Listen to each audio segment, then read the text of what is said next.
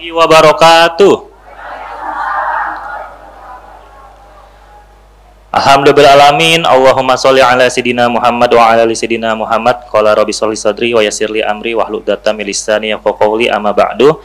Terima kasih banyak yang terhormat ada ketua dari Al-Hujjah, Ibu Masayu Asdarnita, dan juga Bapak Ibu semua yang insya Allah berbahagia pada kesempatan kali ini. Semoga pertemuan kali ini kita semakin diberkahi oleh Allah Subhanahu wa taala, menjadi jalan kita mendapatkan ridho dari Allah Subhanahu wa taala. Amin ya rabbal alamin. Perkenalkan Bapak Ibu semua, saya Muhammad Hamzah, mewakili Laju Peduli. Tadi salah satu perwakilan dari Lasnas Dewan Dakwah ya, kalau Ibu Ayu sebutkan. Saya insya Allah izin meminjam sedikit waktunya ya, sekitar 10 menit terkait untuk menjelaskan kondisi terkini yang ada di Gaza, Palestina. Saudara-saudara kita di sana semenjak 7 Oktober awal bulan ini mengalami konflik yang semakin memanas, dan puncaknya kemarin tanggal 18 Oktober ada satu rumah sakit yang mana seharusnya kalau dalam situasi itu seharusnya rumah sakit itu tidak boleh diserang Bapak Ibu ya, karena itu tempat untuk beristirahat gitu ya, untuk pengobatan, untuk berteduh, dan di sana sebenarnya sudah melanggar hukum internasional gitu. Jadi memang sepertinya sudah sangat parah sekali. Tapi sebelum saya memulai lebih jauh, saya ada satu video sekitar 2 menit, boleh kita simak bersama-sama ya. Untuk rekan saya Kahaya, boleh di-play.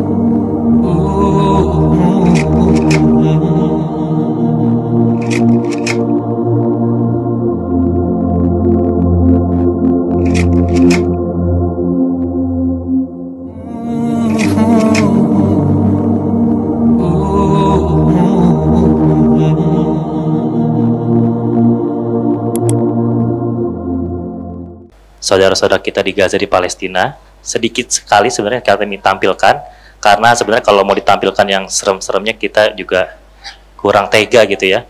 Bahkan kemarin ada yang viral banget itu, bagaimana di satu rumah sakit itu dokter itu diwawancarai, konferensi pers, dan di bawahnya itu semuanya adalah ya kita bilangnya bukan korban ya, tapi sebenarnya kalau mau lebih sebenarnya ya bukan korban, tapi mereka adalah terbunuh Bapak Ibu ya, bukan meninggal tapi terbunuh karena ya diserang gitu Bapak Ibu ya, syahid insya Allah, amin rabbal alamin.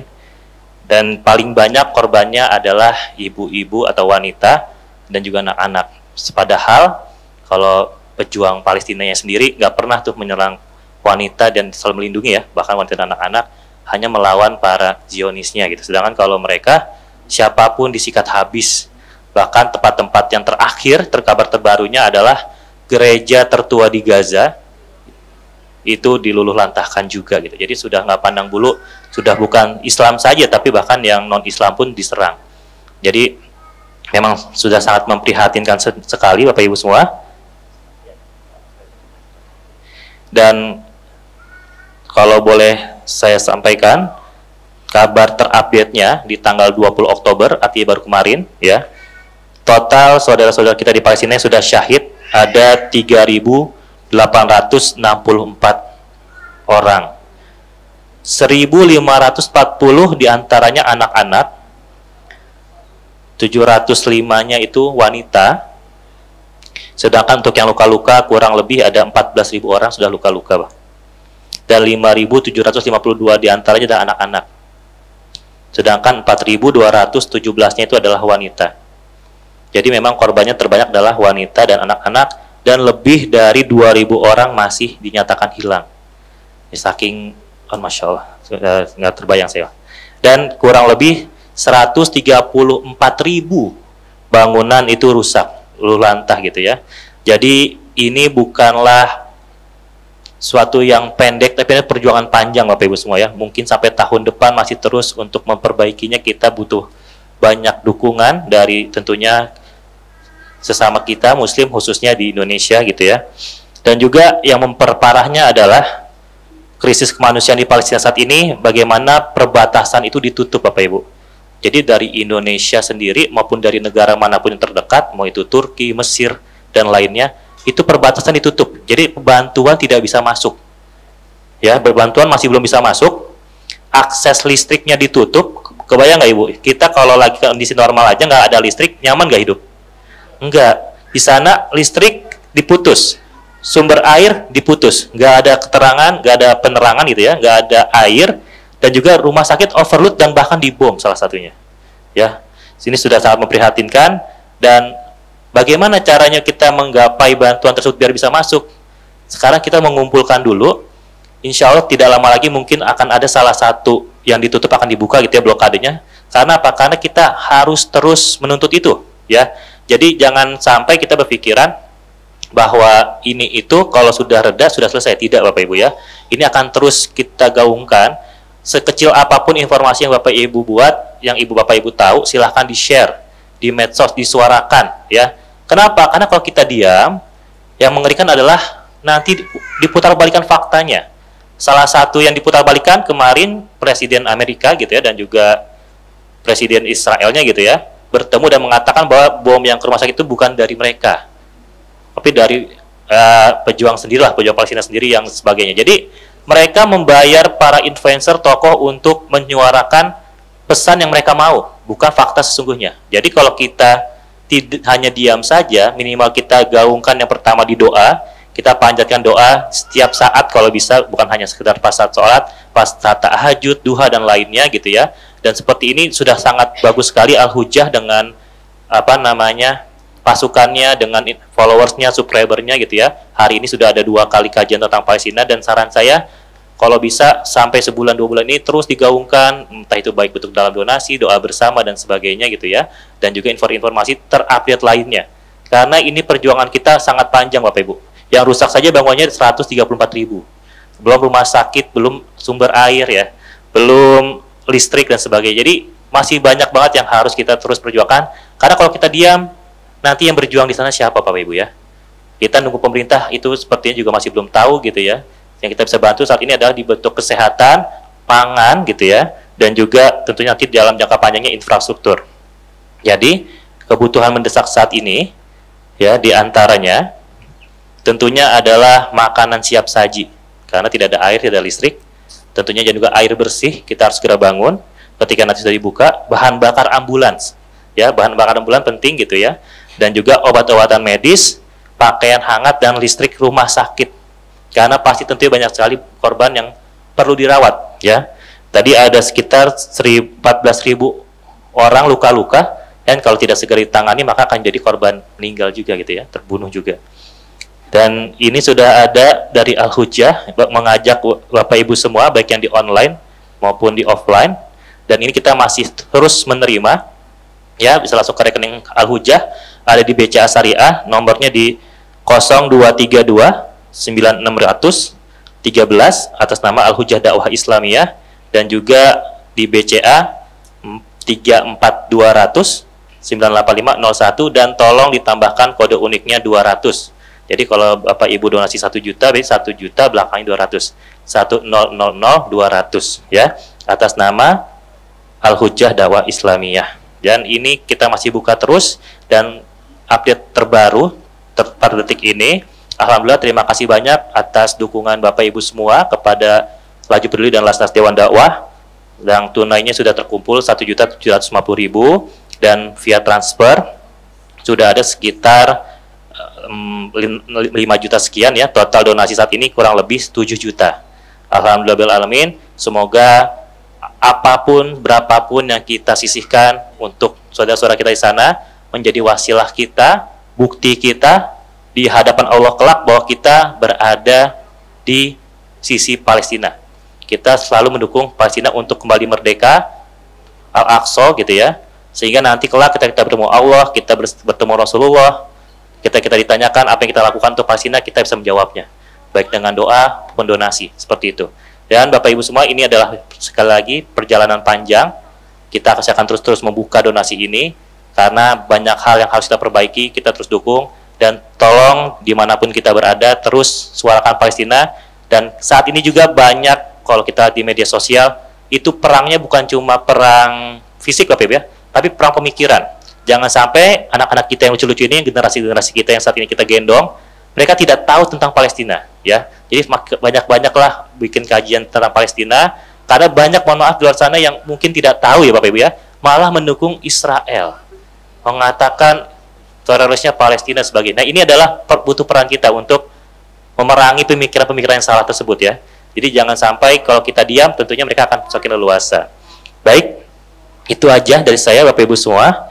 Ya, terima kasih sekali lagi saya ucapkan jazakumullah khairan katsiran kepada Al-Hujjah Dakwah Islamiyah atas dukungannya untuk membantu emergensi Gaza. Sekali lagi semoga berapapun yang kita sisihkan untuk saudara-saudara kita di sana, ya, semoga kelak ketika Palestina merdeka, ya, karena itu adalah janji Allah, itu pasti Bapak Ibu, dan semoga kita terhitung termasuk salah satu orang yang berperan di dalamnya. Amin ya robbal alamin. Baik, itu saja dari saya Bapak Ibu semua. Saya sekali lagi mengucapkan banyak terima kasih. Jangan lupa saya minta sekali lagi mohon doakan terus dan juga dakwahkan terus kepada generasi kita. Ya, jangan sampai mereka salah pemahaman tentang Palestina. Karena Palestina adalah negara pertama juga yang menyetujui kemerdekaan negara Indonesia. Jadi kita bisa hidup senyaman ini, seberkelimpah ini gitu ya. Kalau bukan karena Palestina salah satunya, itu sepertinya agak-agak gimana gitu ya. Jadi kita dalam bentuk sangat erat sekali sebenarnya hubungan kita dengan Palestina. Jadi itu saja dari saya. Sekian. Kalau ada yang mau ditanyakan silahkan Bapak Ibu. Assalamualaikum warahmatullahi wabarakatuh. Waalaikumsalam warahmatullahi wabarakatuh. Saya kira yang terkini, saya ingin tahu, karena kabar terkini saya lihat ada peperangan antara Amerika yang mulai menyerang, dan Erdogan juga sudah mulai ikut membela Palestina, Soviet dan segala macam. Itu gimana? Di mana itu jalur-jalurnya? Apakah bisa apakah bisa menang kita gitu loh? Karena sudah banyak membantu. Mudah-mudahan, insya Allah. Amin ya Rabbal alamin. Dengan Ibu siapa? Ibu Mariama. Ibu Mariama. Terima kasih banyak Ibu Mariama atas pertanyaannya. Ya, kabar terbaru memang ya ada Erdogan gitu ya, bahkan termasuk salah satu negara kuat gitu yang bisa dalam tanda kutip ya bisa mendukung kita atau Palestina untuk kemerdekaannya melawan Amerika dan sekutunya Israel dan yang lainnya. Ada juga negara Cina, Rusia yang Putin juga alhamdulillah tadi pagi atau kemarin pagi saya lupa, Presiden kita juga Joko Widodo alhamdulillah sudah menyatakan dukungannya untuk Palestina. Ada videonya gitu ya.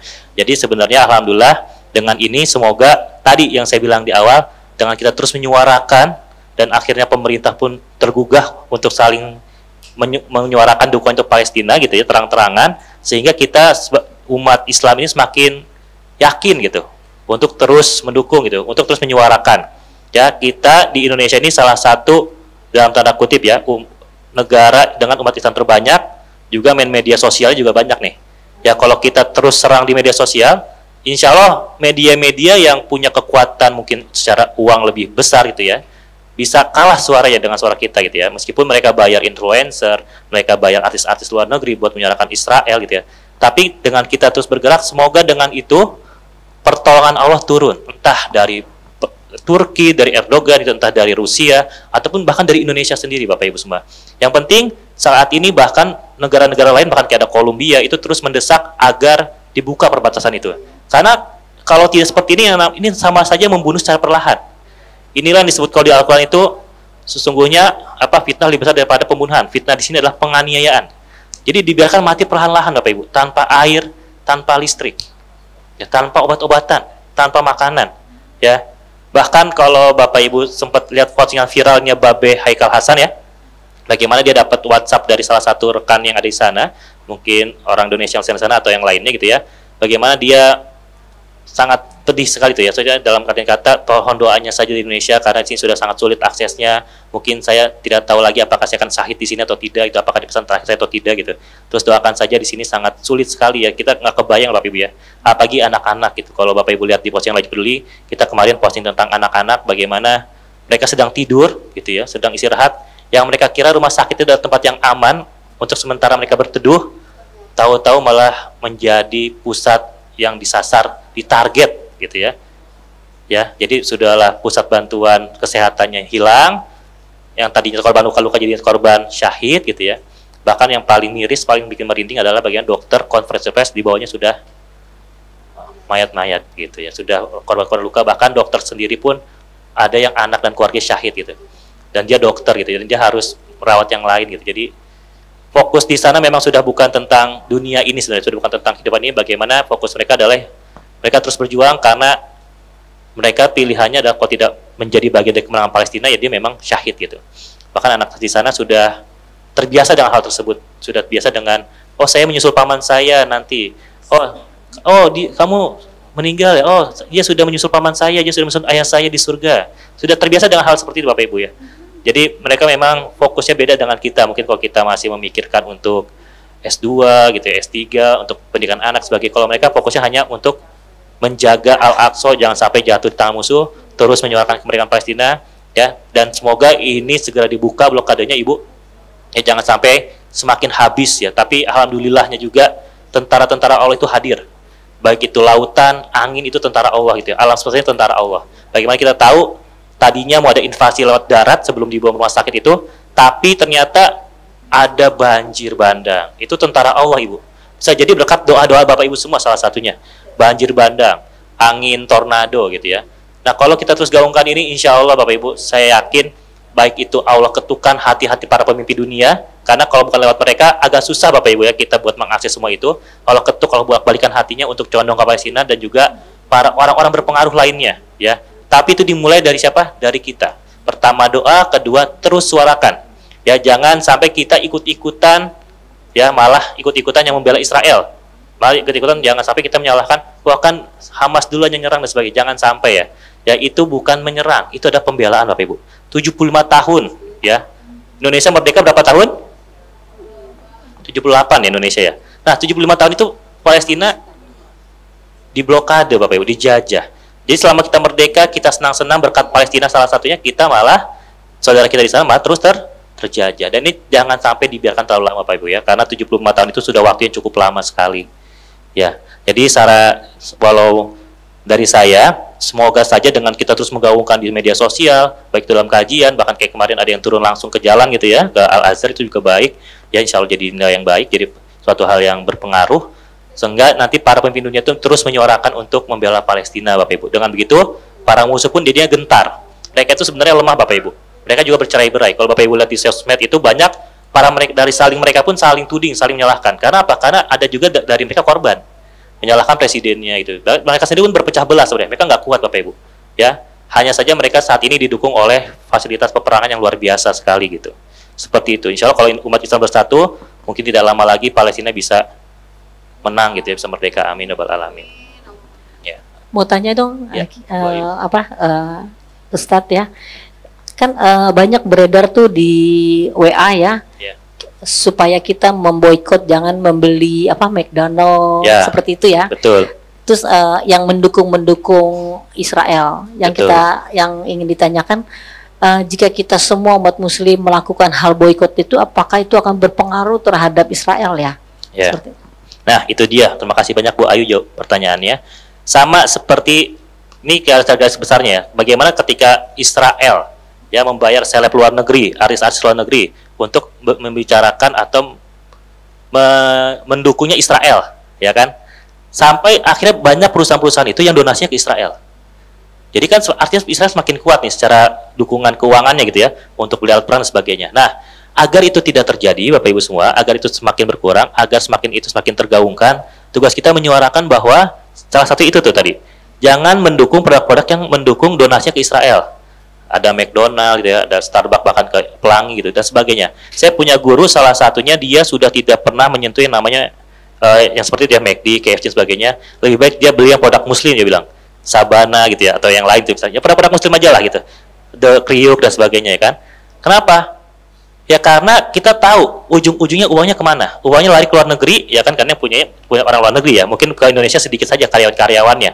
Akhirnya uang yang terkumpul itu dananya sebagian dipakai untuk mendukung yang mereka suka. Yang mereka suka apa?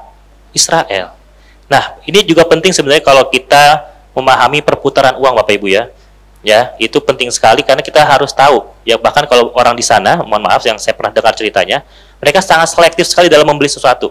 Kalau bukan produk sesama mereka, mereka nggak mau beli. Karena perputaran uangnya akan berpindah ke orang di luar mereka, kan seperti itu. Nah, itulah pentingnya kita juga menyadari kemana uang kita mengalir, gitu ya. Jangan sampai takut, oh nanti kalau KFC McD-nya bangkrut gimana karyawannya? Tenang Bapak Ibu, itu akan diserap oleh pengusaha muslim yang Bapak Ibu dukung pastinya, seperti itu ya. Atau enggak jangan sampai ada yang ngomong juga, ngapain kayak gitu, masih pakai produk luar negeri juga kan? HP-nya HP mana? HP luar negeri, iPhone Amerika. Bapak Ibu, ya, kalau ada opsinya, pilih opsi lain.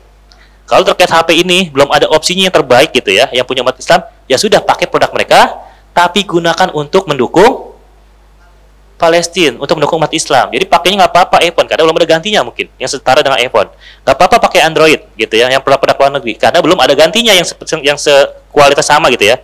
Tapi gunakan itu untuk apa? Mengkampanyekan. Jadi kita pakai senjata mereka untuk menyerang mereka balik, bahasa gampangnya gitu ya.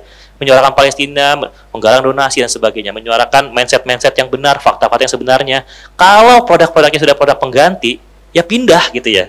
Kalau sudah ada gantinya McD, KFC, ya pindah ke yang lain. Sudah banyak banget kan produk sama muslim, yang mana kalau sesederhananya kalau kita punya tetangga yang jualan, kita bantu dia saja, mereka ternyata dengan kita sering beli ke sana, mereka bisa sampai menyekolahkan anak mereka, sampai kuliah dan sebagainya. Itu contoh sederhananya. Kalau kita beli yang jauh-jauh ke Indomaret terus, Alfamart terus, ya lama-lama toko-toko tetangga kita tuh tutup, karena nggak ada uang berputar. Nah, ekonomi berputar ini penting Bapak Ibu ya, karena kalau nggak ada ekonomi berputar ini, uang menumpuk, tertahan, atau bahkan pindah lokasi gitu ya, itu yang bikin ekonomi negara kita turun. Uangnya keluar negeri terus. Salah satunya kalau saya mau izin di luar konteks ya, judi online Bapak Ibu. Judi online ini alhamdulillah digaungkan di mana-mana. Padahal kalau judi di pos ronda aja itu sama polisi dikejar-kejar ya enggak? Ini kok judi terang-terangan di online lagi. Sampai di angkot-angkot saya lihat ada iklan-iklannya tuh ditempel di belakang-belakang angkot, di setiap postingan ditempel iklan-iklan judi online. Itu saat ini Indonesia terbesar Bapak Ibu, 200 triliun. Korban, saya punya teman kenalan yang dia kerja di Jakarta Utara, ternyata dia dan teman-temannya biasa main judi online, gajinya habis pakai judi online. Uang judi online dari mana? Dari pinjol. Kena hutang 9 juta, 9 jutanya hilang buat pakai judi, judinya kalah, selesai. Uangnya kemana? Ke bandarnya orang luar negeri, ya di luar Indonesia. Jadi uang kita 200 triliun ke luar negeri, makanya ekonomi kita tuh, karena yang muter di Indonesia berkurang. Nah sama gambarannya, ketika kita belanja ke perusahaan-perusahaan yang mendukung Israel, uang berputarnya di Israel lebih kenceng, di kita berkurang. Nah, ini penting banget. Makanya kita kalau izin ya, para ustadz, para ustazah, kalau harta ini kan dihisapnya 2 kali ya. Dari mana didapetin dan untuk apa. Nah, jangan sampai dari dapatnya halal, ngeluarinnya haram. Atau ngeluarinnya halal, dapatnya haram. Entah secara zat atau secara caranya. Atau mungkin kita ngeluarin caranya halal, ke tempat-tempat yang halal. Tapi kita nggak tahu, ternyata uang kita yang kita putarkan di sana, kita belanja di sana, dipakai untuk kemaksiatan. Kalau nggak tahu, semoga saja dimaafkan. Tapi kalau sekarang kita sudah tahu ya, karena perusahaan yang terang-terangan, kalau mau secara kerennya gitu ya, bagusnya ya ditinggalkan aja gitu. Belilah produk-produk lainnya, karena mohon maaf Bapak Ibu ya, kalau Cristiano Ronaldo, bagaimana Cristiano Ronaldo itu nggak nyuruh orang buat nggak beli minuman Coca-Cola gitu ya. Dia cuma ngegeser aja, karena dia atlet, menurut dia nggak bagus mengkampanyekan minuman yang tidak sehat. Sahamnya anjlok Bapak Ibu. Itu cuma geser, bukan orang beli, tapi orang berpengaruh ya. Nah, Indonesia ini, kan kita kenal Indonesia adalah negara dengan konsumen ya, konsumtif. Jadi bukan produsen, bukan negara penghasil, tapi negara pembeli. Nah, kalau kita belinya, ya, kita putarkan uangnya ke sesama muslim, insya Allah itu semakin kuat. Jadi emang kekuatan kita kekuatan membeli, ya, tinggal pilih belinya di mana. Ya, saran saya izin, kalau kita sudah tahu, kita tandain ya perusahaan-perusahaan yang mendukung Israel, kita belilah perusahaan-perusahaan yang tidak mendukung ke sana selama ada penggantinya. Kalau belum ada penggantinya tidak apa-apa, pakai dulu sementara. Tapi gunakan itu dengan bijak untuk mengcounter balik, melawan balik. Seperti itu Bu Ayu ya kurang lebih. Gitu kurang lebih. Boleh Bu Ayu. Jadi saya sempat pernah dapat video dari WA ya. Di situ menjelaskan kenapa negara-negara sekitar Arab itu tidak mau ke Masjidil Aqsa gitu ya. Katanya kalau mereka ke Masjidil Aqsa berarti mereka mengakui adanya negara Israel. Oh, gitu. Walaupun di sana ada Masjidil Aqsa di mana salah satu masjid yang perlu kita kunjungi gitu. Betul, ya. Ziarah, itu. Yang perlu kita bela-belain ke sana. Nah, apakah itu benar ya? Bahwa kalau kita mengunjungi Masjidil Aqsa berarti sama juga kita mengakui adanya negara Israel dan memberikan pemasukan kepada negara Israel. Bagaimana menurut Ustadz? Oke, baik Bu Ayu, baik terima kasih. Saya dengan pendapat yang disampaikan Bu Ayu tersebut terkait pemimpin dunia Arab sekitarnya, kalau tidak berkunjung ke sana, kalau berkunjung ke sana malah mendukung Israel, saya izin terkait opini atau pendapat tersebut saya belum bisa mengkritisi atau menjadi jawaban karena itu di luar konteks saya gitu ya, karena di luar negara Arab. Tapi izin saya menyampaikan mungkin ada pendapat atau opini yang bisa menyeberangi jawabannya gitu ya. Saya ingat sekali dulu Babe Haikal Hasan di tahun lalu mengajak salah satu jamaah di suatu masjid gitu ya untuk ikut berkunjung ke Al-Aqsa. Karena kan di sana juga sholat kita dinilai berkali lipat gitu Bapak Ibu ya. Dan ternyata informasi yang saya dapat kalau di sana itu seolah-olah tidak ada perang Bapak Ibu. Para petugasnya yang Israel sana, Zionis sana sangat ramah sekali. Mereka sengaja melakukan itu agar ketika kita pulang nanti kita akan beranggapan bahwa ternyata di Palestina aman-aman aja tuh. Di Palestina nggak ada perang tuh. Ternyata aman-aman aja, saya ziarah ke sana nggak ada perang. Nah, mereka berperilaku tersebut karena memang mereka itu bersembunyi Bapak Ibu, dalam tanda kutip mereka mau memframing di pikiran kita bahwa di Palestina nggak ada perang. Jadi ketika kita berkunjung ke sana semuanya terlihat aman. Nah, ketika kita sudah tidak berkunjung, nah barulah mulai ada konflik-konflik dan sebagainya seperti kita di media sosial. Maka bahkan kebalikannya nih Bu Ayu, kalau saya dapat dari Babe Haikal Hasan, salah satu ikhtiar kita agar di sana tidak sering terjadi perang, kita sering-sering ziarah ke sana malah. Sering-sering berkunjung satu rahim ke Masjid Al-Aqsa. Karena ketika kita berkunjung mereka tidak berani perang. Karena mereka tahu, wah ada orang dari luar yang datang meramaikan masjid ini. Kan seperti itu ya. Jadi mereka tuh akan sangat ramah sekali pada turis. Mungkin mereka dapat pemasukannya iya, tapi dengan seperti itu mereka tidak ada perangnya gitu ya. Jadi itu juga semakin akhirnya dalam tanda kutip nih ya, wah ternyata banyak loh yang ngedukung Palestina. Jadi jadinya juga berani kalau banyak yang dukung kan, banyak yang rutin menziarahi. Bahkan kita dulu di Laju Peduli itu kita sangat tahu gitu pola-polanya. Ketika ada hari besar umat Islam, baik itu Idul Fitri dan sebagainya, biasanya ada serangan ke Masjid Al-Aqsa. Ya kalau Bapak Ibu perhatiin ya, pas Ramadan pasti ada aja tuh. Lo mau di awal kayak mau pas Lebaran kayak, kalau ada momen penting Islam, ada aja penyerangan tuh ya. Nah kebayang nggak kalau kita ziarah di sana? Dan yang saya tahu izin itu agak dibatasi tuh yang ziarah di sana. Biasanya umur 40 tahun ke atas. Yang paling mudahnya ya, yang dari bawah sana mungkin agak sulit. Kenapa? Mereka sendiri takut kalau yang datang sana anak-anak muda, takutnya diselundupin ternyata orang-orang tentara siapa tahu gitu ya, yang ziarah gitu. Kita nggak walau-alam gitu ya. Tapi prosedurnya memang cukup berat. Yang saya tahu salah satunya kemarin itu umur 40 tahun ke atas ya, yang bisa ziarah ke sana dan hanya ke masjidnya sebagai. Dan memang di sana kelihatannya seperti damai aja Bapak Ibu. Jadi kita jadi pulang di sana banyak yang salah paham malah, jadinya kayak di Palestina nggak kayak di media sosial tuh nggak ada perangnya gitu. Karena kan perangnya sebenarnya bukan cuma di Al-Aqsa, ada di tepi barat, ada di Gaza gitu ya. Ini kan beda wilayah Bapak Ibu ya. Seperti itu. Nah, saran saya kalau yang saya tahu mungkin pertimbangan pemimpin sama pertimbangan rakyat kan beda ya.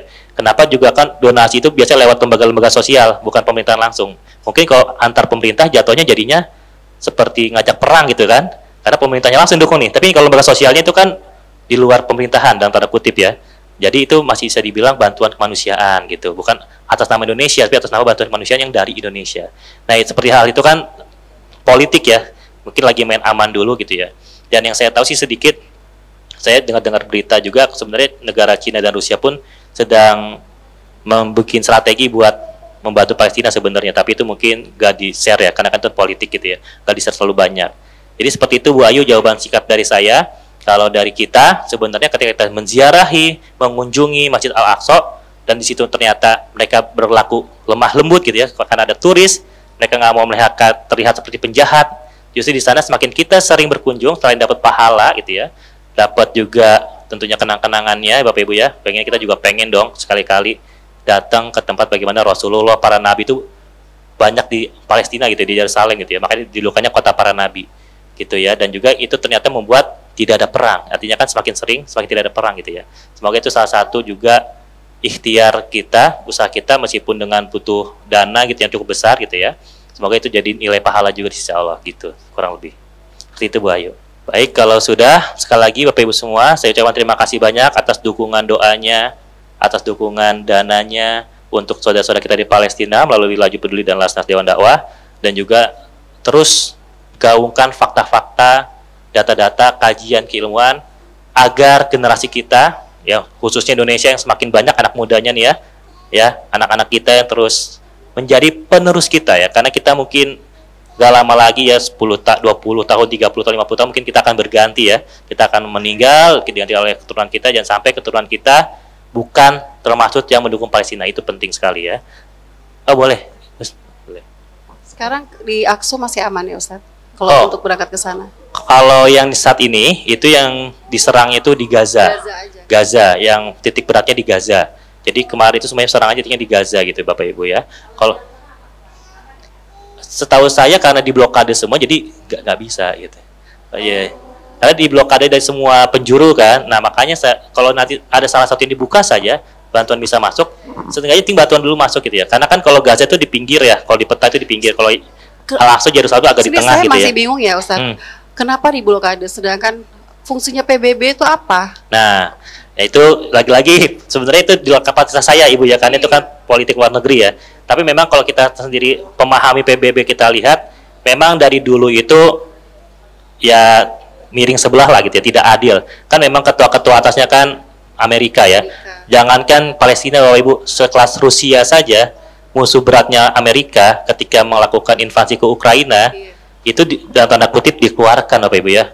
Bagaimana kalau kita anak laki-laki nih Bapak-bapak tahu ya, timnas Rusianya sampai nggak dicoret dari Piala Dunia, sampai merembet kemana-mana tuh, padahal katanya bola itu nggak masuk ke politik, jangan sampai itu ya. Bahkan orang-orang pemain sepak bola yang menyuarakan Rusia, Palestina juga dicoret gitu ya. Sedangkan kalau menyuarakan Israel aman-aman saja. Memang sudah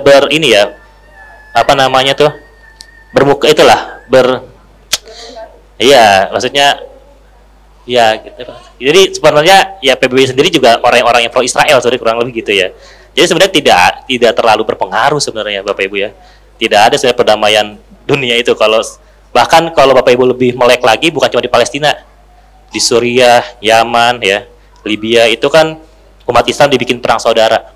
Kalau yang saya tahu di Yaman saja Bapak Ibu, Yaman itu penghasil minyak terbesar di dunia, tapi minyak di sana mahal. Kalau beli pemicu ngantri. Kenapa? Di sana ada 4 presiden yang masing-masing didukung sama, ada Amerika, yang satu didukung sama negara-negara lain gitu ya, yang saling merebutkan minyak itu sebenarnya.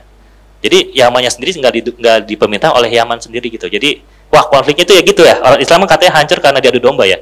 Nah, alhamdulillah di Indonesia tidak terjadi seperti itu Bapak Ibu ya. Kita sepanas-panasnya politik kita nggak sampai seperti itu ya. Jadi ya kita jangan sampai lah gitu ya, ada perang saudara, jangan sampai ya. Dan banyak alhamdulillah yang saya tahu presiden-presiden kita itu menghindari hal itu. Makanya mereka lebih baik mundur dan sebagainya kalau kita baca historinya ya. Gitu. Nah, seperti itu. Ada lagi? Tadi Ibu yang sana? Apa nggak? Oh, sudah ya. Sudah Ibu. Oh, udah alhamdulillah. Iya. Apa itu Ibu Ayu? Maaf Ustadz, ada satu lagi. Jadi beberapa orang-orang yang milenial, mereka pro dengan Yahudi, seolah-olah bahwa Hamas itu melakukan kekerasan. Betul. Seperti itu ya. Betul. Nah, itu bagaimana tuh? Nah, itu dia Bapak Ibu semua ya. Tadi yang saya ceritakan, kita ini PR-nya untuk anak-anak milenial dan generasi ke bawah ini berat Bapak Ibu. Mereka kena LGBT, ya, mereka kena pemahaman-pemahaman yang salah Zionis, mereka kena pemahaman-pemahaman yang kalau yang wanita-wanita itu tuh, yang wanita itu apa sih, saya lupa namanya, lesbi atau enggak, yang kaum wanita apa sih? Iya, yang wanita tuh harus di atas gitu ya. Jadi mereka ini udah kena doktrin-doktrin yang kurang tepat sebenarnya. Karena apa? Karena mungkin zaman Bapak Ibu semua kita dapat informasi itu susah ya. harus lewat koran, ya kan, lewat surat. Nah, ya. Kan kalau sekarang udah gampang ya. Kalau sekarang bukan kekurangan informasi, tapi kebanjiran informasi. Nah, fungsi kita sebagai orang tua, kita membatasi informasi apa yang dilihat oleh anak-anak kita. Bahkan, mohon maaf, banyak di game-game, di games, terus ada lagi di media sosial, di musik-musik yang dari luar negeri sebagainya. Di situ ada subliminal message, ada pesan-pesan tersembunyi, ada logo-logo, mohon maaf, segitiga, mata satu, Dajjal, Zionis, dan sebagainya. Ada musik-musik tentang satanik, yang mana Bapak Ibu, kalau Bapak Ibu memahami tentang pikiran bawah sadar, itu masuk Bapak Ibu ke pikiran bawah sadarnya. Maka nanti ketika yang aslinya muncul, mereka lebih mudah untuk mengikuti yang aslinya, karena sudah tertanam pikiran bawah sadarnya berulang-ulang, dengan musik di game online-nya, dengan logo-logo yang disamarkan. Bahkan banyak juga di fashion-fashion ditempel-tempel gitu ya. Kalau Bapak Ibu lihat fashion-fashion baju artis-artis, banyak kok yang kayak segitiga-segitiga digabungin tapi kayak batik, padahal segitiga-segitiga mata satu. Nah, mereka itu sudah sampai seperti itu Bapak Ibu dakwahnya, ya. Lagu-lagu, musik, di game, di logo-logo yang mereka sembunyikan di dalam berbagai aplikasi gitu ya. Nah, PR kita memang sangat berat sekali untuk generasi sekarang. Mereka apalagi di anak-anak yang terkena pandemi. Saya pernah roadshow 10 sekolah, rata-rata semua gurunya stres. Mbak, ini semua sejak pandemi anak-anak kok pada nggak punya akhlak, nggak punya adab. Dikasih tugas sedikit, ngeluh, duduknya nggak rapi. Karena apa? 2 tahun selama pandemi di rumah aja. Di rumah aja ngerjain tugasnya siapa? Ibunya. Anaknya ngapain? Rebahan, stres, main HP. Udah terbiasa dengan gadget. Udah biasa rebahan. Makanya disebut generasi apa? Rebahan. Generasi strawberry. Gampang hancur, Bapak Ibu. Iya. Ya, kalau zaman kita ini nggak pantang menyerah ya. Usaha terus sampai dapat. Kalau anak zaman sekarang, dalam tanda kutip ya, baru nyoba sedikit, gagal, udah males. Nyerah. Makanya banyak perusahaan-perusahaan yang bingung. Ini dikasih gaji gede, kok ada masalah dikit keluar. Gampang aja gitu keluar kerjaan. Kayak udah. Ya, karena mentalnya Bapak Ibu dihancurkan dengan pandemi. Nah, pandemi sendiri bisa jadi salah satu propaganda mereka. Gitu ya. Nah, di Indonesia ini kita kebanjiran anak-anak muda. Beda kayak di negara luar tuh, kayak Jepang, Korea itu udah sepi tuh. Banyak sekolah-sekolah yang tutup. Karena mereka tadi, pemikiran mereka anak itu beban. Mereka nggak mau nikah, ya, mereka nggak mau punya keturunan, karena dianggap beban, biaya mahal. Sedangkan di Indonesia tuh kebalikannya, produksi terus. Pas pandemi malah semakin banyak tuh anaknya tuh ya. Ya karena di rumah mulu kan, mau ngapain lagi kan gitu ya. Banyak anaknya tuh. Nah, tapi jangan sampai banyak anaknya ini jadi blunder. Karena apa? Karena tidak punya akhlak, karena tidak punya iman, karena punya fakta-fakta pemikiran yang salah. Dari kalau Bapak Ibu perhatikan ya, di setiap medsos atau di sekolah, banyak banget anak-anak laki-laki yang ngondek, agak-agak kemayu. Dan mohon maaf itu kayak hal yang biasa sekarang. Nah, nauzubillah jangan sampai itu jadi anak kita. Makanya penting sekali pendidikan Islam ini dikuatkan lagi gitu ya. Khususnya anak-anak laki-laki yang menjadi pemimpin ya. Jangan sampai jadi wanita-wanita, karena itu semakin banyak tuh sekarang. Karena dianggap biasa sih awalnya kali ya. Nah, itu penting banget. Sampai makanya ada salah satu ustadz yang bikin tuh ya, Ustadz Bentri kalau nggak salah, bikin materi tentang sudah anak laki-laki kah anak laki-laki saya. Dia sudah anak laki-laki kah anak laki saya. Pengikut yang ikut kajiannya 10.000 orang Bapak Ibu. Online. Sudah anak laki-laki kah anak laki-laki saya. Karena anak laki-laki sendiri ya. Nah, dan tanda kutip tuh. Kalau dulu mohon maaf ya, mungkin saya takut ya anak perempuan saya diapa-apain sama laki-laki. Dan tanda kutip mungkin dilecehkan dan sebagainya gitu ya. Kalau sekarang nggak anak perempuan doang, anak laki-laki juga takut. Ya karena ada LGBT tadi. Saya juga takut anak laki-laki saya diapa-apain gitu ya. Sama laki-laki lain kan gitu. Makin ngeri nih perjuangan kita di akhir zaman ini Bapak Ibu ya. Makanya kita semakin kuatkan lagi ilmu kita, karena tanpa ilmu iman kita akan segitu-segitu aja Bapak Ibu ya. Pertajam lagi iman kita, ajak terus anak kita mendekat kepada para ulama, ajak ke majelis taklim, ke masjid ya. Kenalkan sejak dini. Kenapa? Karena di luar sana di media sosial apa yang mereka di tangan mereka itu, HP itu bisa menjadi pintu surga, bisa jadi pintu neraka. Bisa jadi teman surganya, bisa jadi teman nerakanya dia gitu. Karena kita nggak tahu apa yang mereka tonton, akan kita lihat seperti itu ya. Jadi pengawasan orang tua sangat penting sekali gitu ya. Seperti itu Bu Ayu ya. Jadi memang saya ekstra penting lah gitu ya untuk hal-hal seperti ini gitu kalau dari saya. Seperti itu Bu Ayu. Semoga terjawab. Baik Bapak Ibu semua. Ada Bapak. Ada, makanya itu yang sempat menghentikan invasi atau serangan darat ya. Tadi kan mau ada serangan darat besar-besaran, cuma karena ada banjir, ada badai pasir yang meskipun itu di pinggir pantai gitu ya. Itu kan sudah dalam tanda kutip kan yang saya tahu izin ya. Kalau umat Nabi Muhammad ini ya, enaknya itu gak langsung Allah azab kayak umat sebelumnya, gak langsung ditimpa banjir bandang besar kayak Nabi Nuh gitu ya, nggak langsung kena badai angin atau nggak dibalikan kayak kaum Nabi Lut, enggak. Tapi Allah tunda azabnya. Allah kasih peringatan satu-satu dulu, nanti di akhir kalau sudah peringatan 1, 2, 3, ibarat kata kalau di kantor mah SP1, SP2, SP3 gitu ya, nggak pindah juga gitu ya, makanya nanti di akhir azabnya sangat pedih, bisa jadi ditunda sampai di akhirat gitu Bapak Ibu ya. Dan kita, kalau kita mungkin ngelihatnya secara manusiawi sedih gitu ya, kasihan sama saudara kita di Palestina. Tapi kalau mereka sendiri ngelihatnya, mereka sudah mindsetnya beda Bapak Ibu. Mereka sudah ngelihatnya, oh mereka sudah duluan nyusul paman saya, sudah duluan nyusul kakek saya, ayah saya ke surga. Saya juga mau seperti itu. Maka semangatnya beda. Semangatnya semangat jihad memang dari awal. Dan mereka memang sudah dari lahir sudah beranggapan memang saya dilahirkan untuk menjaga Al-Aqsa gitu, untuk menjaga Palestina. Maka sebenarnya mereka itu adalah pejuang sesungguhnya gitu ya, yang memang Allah takdirkan secara fisik, secara mental gitu. Karena mereka dilahirkan di sana gitu. Kalau kita semau-maunya kita mau kayak gitu ya, karena sepertinya kalau nggak didukung dengan pemerintah dan sebagainya gitu ya, tidak diwadahi dengan maksimal, malah jadi sia-sia juga kan. Nah kita mendukung dengan yang kita bisa. Kita memberikan doa, dana gitu ya, dan juga apa, generasi terbaik kita. Minimal jangan sampai yang kayak tadi Bu Ayu sebutkan tuh, anak-anak yang berpikiran dukungnya malah Zionis, jangan sampai yang malah belinya yang Israel gitu ya, produk-produk yang Israel. Seperti itu saja. Insya Allah Bapak Ibu, yang dilihat Allah bukanlah hasilnya, tapi ikhtiar kita. Kita bisanya apa, selebihnya biar Allah yang mengurusnya gitu ya. Seperti banjir badai gitu kan, tadi ada angin topan, itu kan di luar kuasa kita ya. Tapi mungkin dengan terus menggaungnya kita dengan maksimal yang kita bisa, itu akan menjadi pintu-pintu wasilah jalan pertolongan Allah datang gitu. Yang paling penting adalah Bapak Ibu, yakinilah Palestina itu pasti merdeka, pasti menang, karena sudah Allah yang janji. Kalau saya yang janji, bisa jadi nggak terjadi, karena saya manusia Bapak Ibu, bisa saja berbohong, bisa saja berkhianat, tapi Allah tidak mungkin. Sekarang pertanyaannya adalah, mau nggak sih kita dan keluarga kita jadi bagian dari kemenangan itu? Ya, jangan sampai kita, bahkan keturunan kita, malah jadi yang menghalangi kemenangan itu. Nah, itu yang kita perlu persiapkan sebenarnya ya, seperti itu. Baik Bu Ayu. Kalau Palestina menang, bukankah berarti ada Imam Mahdi nanti ya? Nah, seperti itu Bu Ayu. Nah, ada juga banyak yang di medsos bilang, oh jangan didukung, jangan dipercepat, nanti kiamat dipercepat nih, belum nikah nih sebagai Bapak Ibu, saya mau menanyakan, kiamat itu pasti atau tidak? Pasti. Mau cepat mau lambat, Allah yang tahu. Setuju? Jadi nggak usah dipikirin yang pasti mah. Imam Mahdi pasti keluar, Dajjal pasti keluar. Mau pas zaman kita kayak keturunan kita kayak, nggak usah dipikirin pasti ke. Nah, kita pun termasuk ya, mohon maaf Bapak Ibu, kita manusia betul? Kita manusia adalah makhluk yang pasti baru lahir aja sudah divonis mati. Apa? Sudah divonis apa ayatnya? Kullu nafsin za'iqatul maut. Setiap bernyawa pasti mati. Kita nih manusia udah dijamin pasti mati.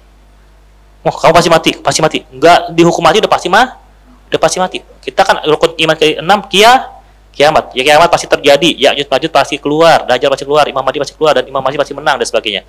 Semua hal itu pasti. Yang nggak pasti adalah apakah kita dan keturunan kita matinya dalam keadaan beriman. Katakan kita dalam keadaan husnul khotimah. Saya punya teman kajian seperti ini Bapak Ibu, kemarin berhijab, setelah nggak lanjut di majelis taklim kita, di pengajian kita, ketemu lagi di kondangan sudah tidak berhijab.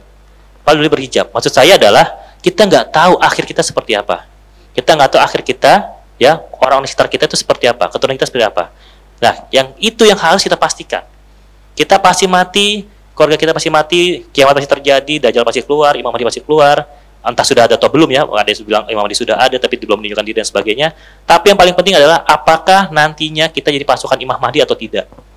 Apakah nantinya, ya, saya dan ibu-ibu semua, bapak ibu semua, apakah kita akan meninggal dalam keadaan husnul khotimah atau tidak. Ataukah kita bisa membawa keturunan kita juga ikut serta dengan kita atau tidak. Nah itu yang paling penting. Karena itu tidak dipastikan oleh Allah, tidak dijanjikan oleh Allah. Yang Allah janjikan adalah kita pasti mati, tapi mati dalam keadaan beriman belum tentu Bapak Ibu. Makanya saya bilang pesan-pesan secara tersirat yang digaungkan oleh mereka lewat media sosial, lewat games online dan sebagainya, khawatirnya itu akan mempengaruhi nanti ketika nanti sosok asli keluar gitu ya. Karena mohon maaf ya, menjaga dari yang dalam tanda kutip ya, ujian-ujian yang sekarang saja kita kadang-kadang nggak mampu. Orang banyak yang oleng tuh, berpindah agama dan sebagainya. Apalagi nanti ketika yang aslinya Dajjalnya keluar kan gitu ya. Sekarang saja baru dalam seperti ini banyak yang sudah berpikiran bahwa Israel yang benar. Apalagi nanti kalau sudah Dajjalnya keluar. Nah, jangan-jangan kita lengah tuh. Keluarga kita jangan-jangan belum tahu. Coba aja tanya anaknya Bapak Ibu. tentang Palestina, tentang Israel sebagainya. Jangan sampai kita pinter sendirian. Ya, jangan sampai minimal keluarga kita, pasangan kita, anak kita minimal sama kayak kita nih pemahaman tentang Palestina gitu ya, tentang Islam, tentang iman dan sebagainya. Jangan sampai berbeda. Itu aja yang paling penting. Kenapa? Kalau kita menjaga diri kita dan keluarga kita dari api neraka dan tanda kutip ya, dan semua yang melakukan itu, udah kita nggak usah capek-capek dakwah keluar sebenarnya. Kenapa? Karena kita dan keluarga kita sudah kita jaga dan semua yang melakukan itu kan gitu ya. Jadi semua keluarga sudah teredukasi dengan baik gitu. Minimal dari itu dulu ya. Selebihnya itu nanti tergantung posisi kita ya. Kalau gubernur ya akhirnya satu wilayah tersebut tanggung jawabnya dia gitu kan. Dia yang berkuasa, dia punya keputusan untuk bikin kebijakan apakah yang pro dengan Islam atau tidak kan seperti itu. Nah, kalau tanggung jawab kita apa? Oh, saya kepala rumah tangga, minimal keluarga saya yang saya pimpin itu semuanya udah bener dulu deh gitu. Seperti itu Bu Ayu ya.